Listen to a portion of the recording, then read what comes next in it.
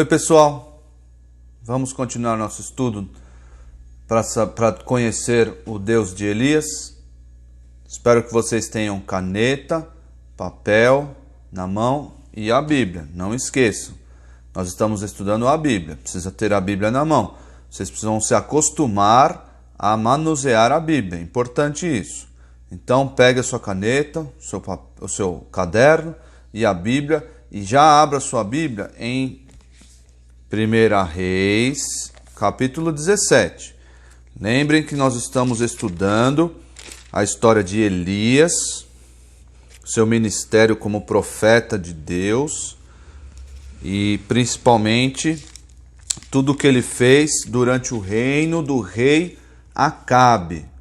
Lembra que eu falei para vocês? O rei Acabe foi um rei muito mau, um rei muito idólatra, um rei que se afastou de Deus e adorou um falso deus chamado Baal, que naquela época era conhecido, acreditavam-se os adoradores de Baal, que ele enviava a chuva. Então, você adorando Baal, ele enviaria a chuva e a sua terra daria o alimento, os seus animais seriam alimentados e a sua terra seria próspera. Por isso que eles adoravam a Baal, acreditando que era Baal que enviava a chuva.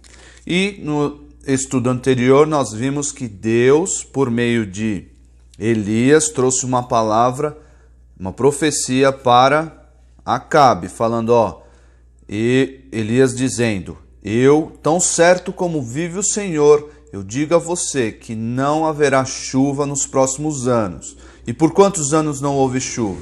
No capítulo 18, no versículo 1, nós vemos que 3 anos, aproximadamente 3 anos, não choveu no reino de Israel.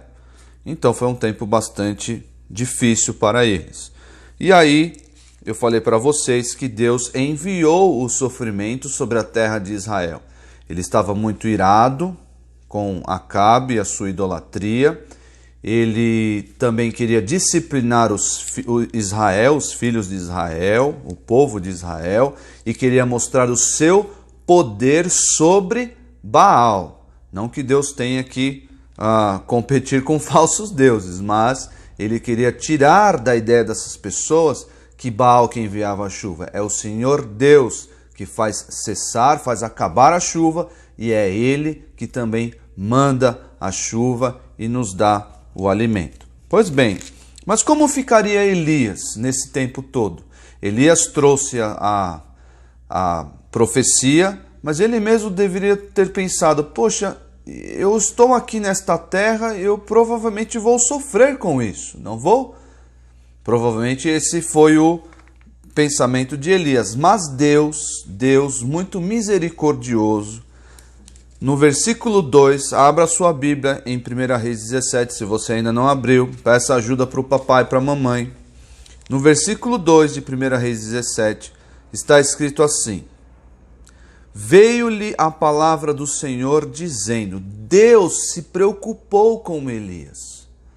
Deus quis providenciar proteção para Elias. E por isso que a lição de hoje, eu falei que era uma boa notícia, não disse? E de fato eu tenho uma boa notícia para vocês. Porque Deus nos protege do sofrimento. A primeira lição do versículo 1 é que Deus envia o sofrimento. Mas o mesmo Deus que envia o sofrimento, Ele também protege do sofrimento. E nós vamos ver por todo o resto do capítulo como Deus protegeu Elias do sofrimento. Então acompanhe a leitura. Sei que alguns de vocês não sabem ler, mas acompanhe a leitura. Vocês precisam ter o costume de ler a palavra de Deus. Veja aí. Veio-lhe a palavra do Senhor dizendo, veio a quem? A Elias. Retira-te daqui e vai para o lado oriental e esconde-te junto à torrente de Querite, fronteira ao Jordão. Aqui é um detalhe interessante. Deixa eu pôr o mapinha aqui para vocês. Estou voltando aqui. Aqui está aí o mapinha. Vejam o mapinha que nós estamos vendo aqui. Ele estava onde? Na região de Samaria, lá na estrelinha. Estão vendo? Samaria. O Jordão ficava nesse risco um pouco mais claro, dividindo aqui essa parte azul e aquela parte azul. Então Deus disse para Elias vir mais próximo do Jordão, para onde haveria o quê? O que tem perto de um rio? Água. Não tem água perto de um rio? Claro que tem água. Então Deus estava se preocupando com Elias, falou, vai vir um tempo de seca, não vai chover sobre a terra, então você seja inteligente e vá para perto de um rio, junto à torrente de Querite, fronteira ao rio Jordão. Estão se localizando aqui? Um outro detalhe é que nesta terra, perto desta terra, quem mandava por lá, quem tinha o controle desta terra, era o pai de Jezabel. Vocês lembram quem era Jezabel? Jezabel era a mulher de Acabe. E o pai de Jezabel chamava Etbaal. Etbaal? Parece um nome familiar, não parece? Então, Etbaal significa com Baal. Eu estou com Baal. É aquele que é com Baal. Então, isso mostra o tamanho da idolatria da família de Jezabel. Idolatria essa que Acabe abraçou, trouxe para o reino de Israel. Isso foi mal diante do Senhor. Então, vejam aqui o mapinha. Elias estava na região de Samaria, lá na estrelinha, e Deus falou para ele, vai para perto do rio, que é onde tem água. Nós precisamos de água para viver. Elias também precisava. Então, ele deveria ir para aquela região. Então, Deus já estava ali providenciando o alívio, o livramento do sofrimento que eles iriam passar. Aquela terra iria passar. Deus estava providenciando proteção para Elias do sofrimento que viria. Então, continua a leitura aí. Beberás da torrente, e ordenei aos corvos que ali mesmo te sustentem. Então, Elias estava escondido, provavelmente numa caverna, perto dessa torrente, perto de um riacho que desembocaria no Rio Jordão, ali naquela região, e ele deveria pegar água da torrente, e quem daria alimento para ele? Os corvos que ali mesmo te sustentam. Foi, pois, e fez segundo a palavra do Senhor. Elias fez, conforme ele obedeceu ao Senhor.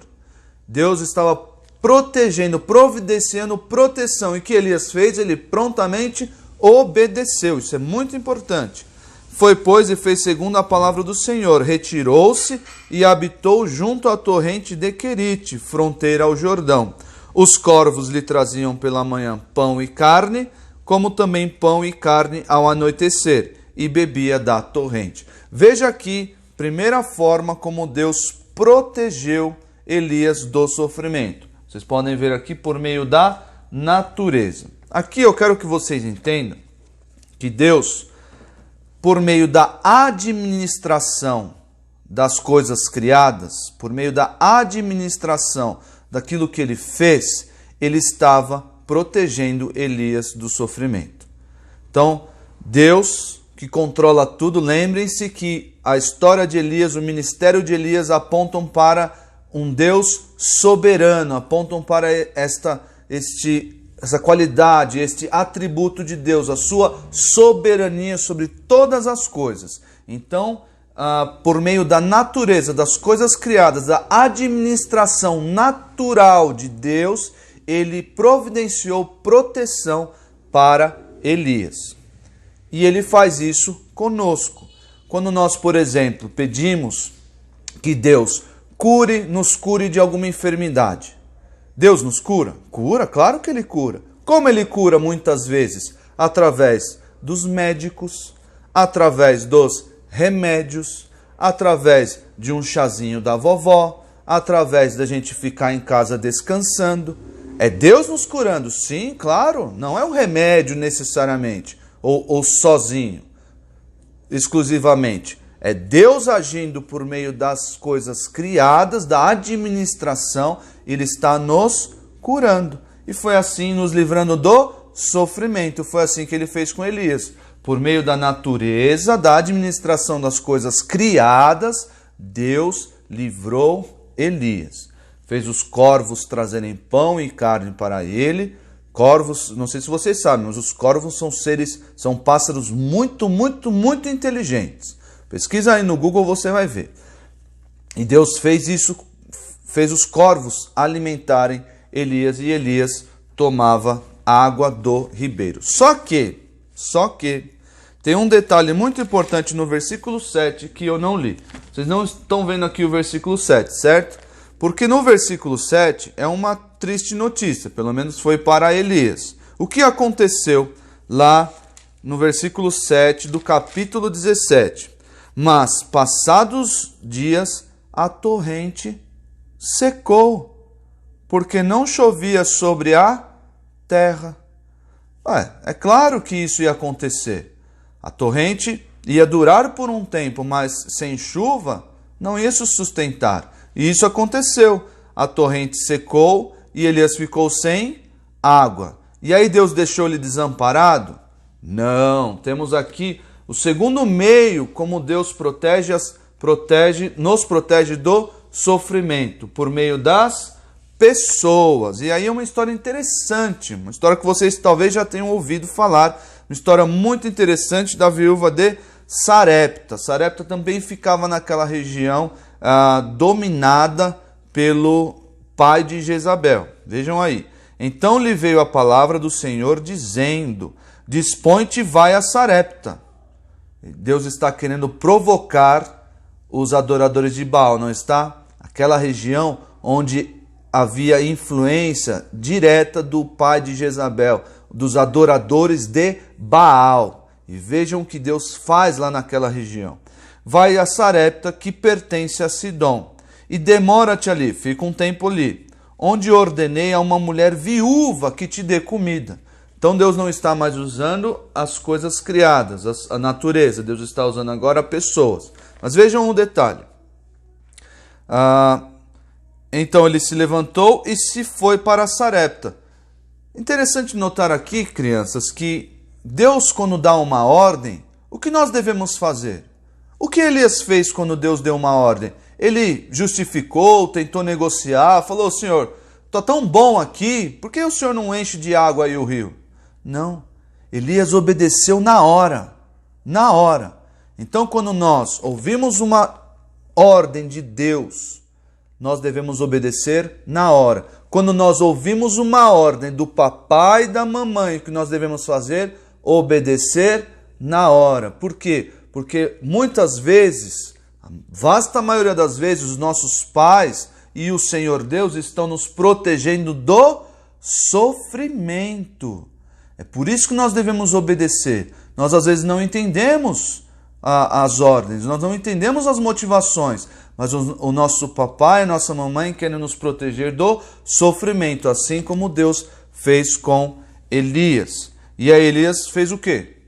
Não vou, Ele obedeceu imediatamente. Ele se levantou e foi para Sarepta. Chegando à porta da cidade, estava ali uma mulher viúva apanhando lenha. Ele a chamou e lhe disse: traze-me, peço-te, uma vasilha de água para eu beber. Indo ela buscá-la, ele a chamou e lhe disse: traze-me também um bocado de pão na tua mão. Aí que foi difícil. Por quê? Ela respondeu: tão certo como vive o Senhor, teu Deus, nada tenho cozido. Há somente um punhado de farinha numa panela e um pouco de azeite numa botija. E vês aqui, apanhei 2 cavacos, 2 porções. Vou preparar este resto de comida para mim e para meu filho. Comê-lo-emos e morreremos. Ou seja, o que aconteceu aqui? Elias falou: me dá um pouco de água. Ela tinha um pouco de água e ofereceu para ele. Agora me vê um pouco de comida. Traz um pão. Ela falou: eu só tenho um bocado de farinha, um bocado de azeite. Eu vou fazer esse pão com essa farinha e esse azeite e vou dar para o meu filho e nós vamos comer e morrer. Por quê? Porque já não tinha mais nada. É que nem você abrir a geladeira, não tem mais nada na geladeira. Que nem você abrir o armário da cozinha e não tem mais nada. É assim que estava a situação dessa mulher. E aí o que aconteceu? Vejam Deus protegendo não só Elias agora. Deus estava abençoando a viúva e seu filho. Deus estava protegendo Elias por meio das pessoas, por meio do convívio, ali na coletividade. As pessoas estavam sendo abençoadas pela proteção de Deus. Vejam aí, olhem para a sua Bíblia. Precisa olhar para a Bíblia, não é só para mim. Vocês já sabem muito bem.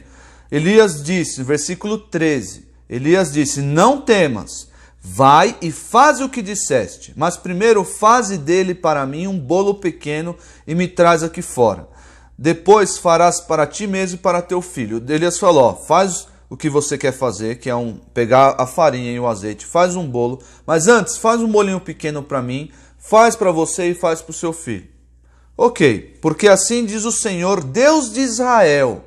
Muito importante, quando Elias utiliza esse texto, ele está querendo mostrar que é Deus que está livrando, Deus que está protegendo do sofrimento aquela mulher. Lembra que ela estava numa região, ela não era judia, não era do povo de Israel, ela estava na região em que eles adoravam a Baal. Não é à toa que ela diz, tão certo como vive o Senhor, teu Deus, Elias. Ele não é o meu Deus.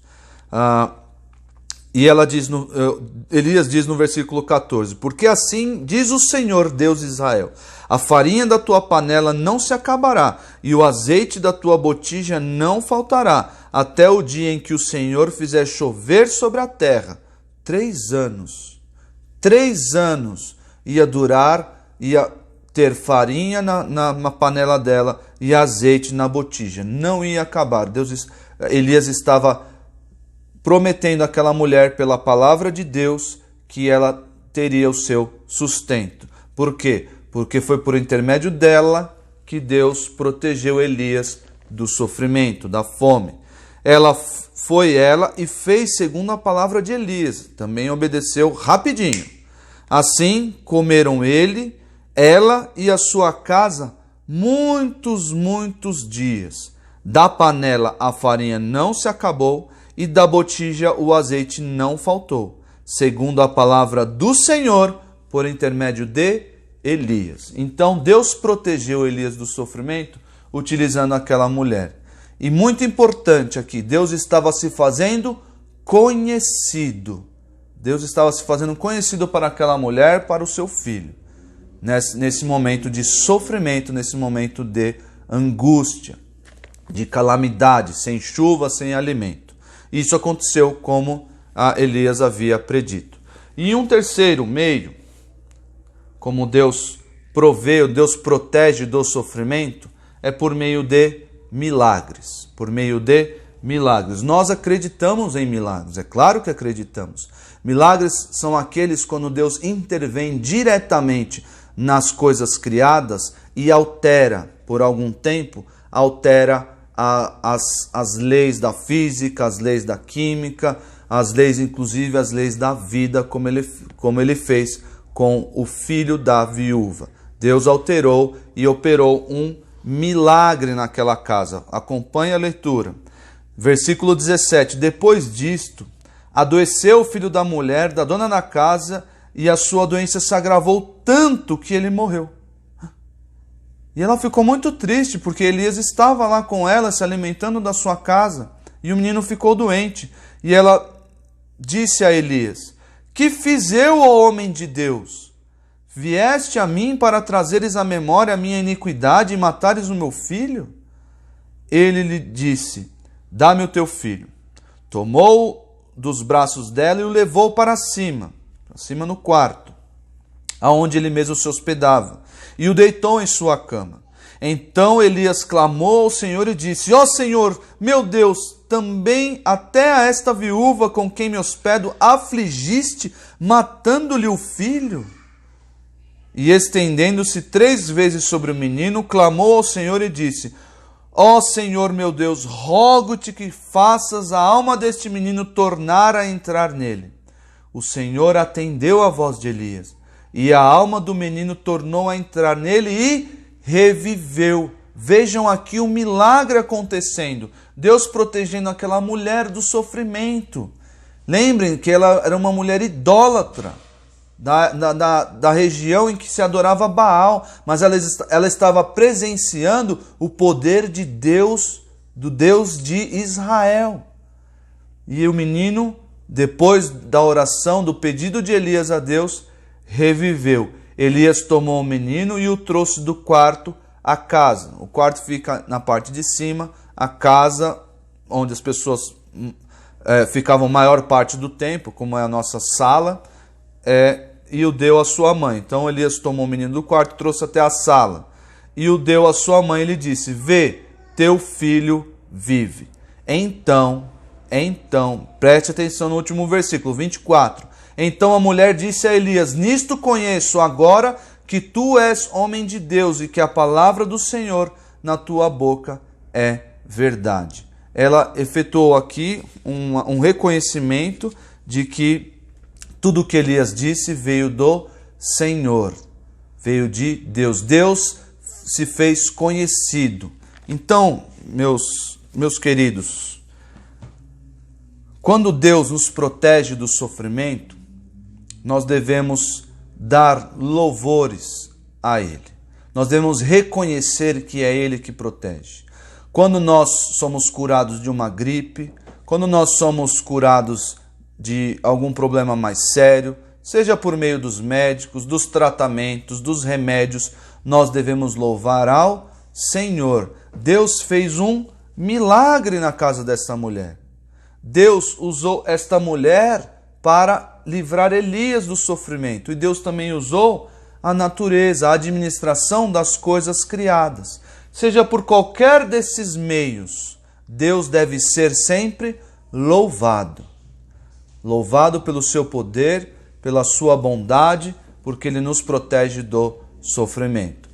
E o coronavírus? Vocês devem estar se perguntando, Deus vai nos proteger do coronavírus? É o que eu falei para vocês. Nós não sabemos. Nós devemos nos colocar, nos submeter debaixo da poderosa mão de Deus e esperar que Ele nos proteja. Por quê? Porque Ele gosta de fazer isso. Ele protege os seus filhos. Ele está sempre nos ajudando, sempre nos auxiliando. E nós devemos confiar nele sempre. Se Ele vai nos proteger, se eu vou pegar, não vou pegar coronavírus, eu não sei. Eu sei que eu vou confiar e sei que Deus tem prazer em me proteger do sofrimento. E antes de terminar, eu queria lembrar vocês de um problema muito maior, um sofrimento muito, muito maior do que o coronavírus ou qualquer outra doença que nós possamos pegar. Esse problema é o nosso pecado, é a nossa condenação. Se você, amiguinho, se você não tem Jesus como seu Salvador, você sofre de um mal muito pior do que qualquer outra doença. Um sofrimento interminável que, se você morrer sem tomar o remédio, você vai morrer para todo o sempre. Você vai ser castigado para todo o sempre por causa dessa sua doença que chama pecado. E eu quero lembrar que um dia Deus, sobrenaturalmente, por meio de um grande milagre, Ele mesmo se encarnou. Esse foi o maior milagre que Deus já fez. Ele mesmo tomou forma de homem. Para quê? Para morrer pelos meus pecados. Ele tomou forma de homem, fez um milagre para morrer pelo meu maior problema, pelo meu maior sofrimento, que era o meu pecado. E eu coloquei a minha confiança nele, coloquei a minha fé nele, em Jesus Cristo, o maior milagre de Deus, que é o Senhor Jesus Cristo. Coloquei a minha confiança, a minha fé nele. Eu agora vivo novamente. Por quê? Porque o Senhor Jesus morreu por mim. O maior milagre de Deus é o Senhor Jesus. E tem melhor notícia. O Senhor Jesus não só morreu, mas Ele ressuscitou, assim como o menino da história. Ele ressuscitou para que nós um dia ressuscitemos também e vivamos para sempre com Jesus.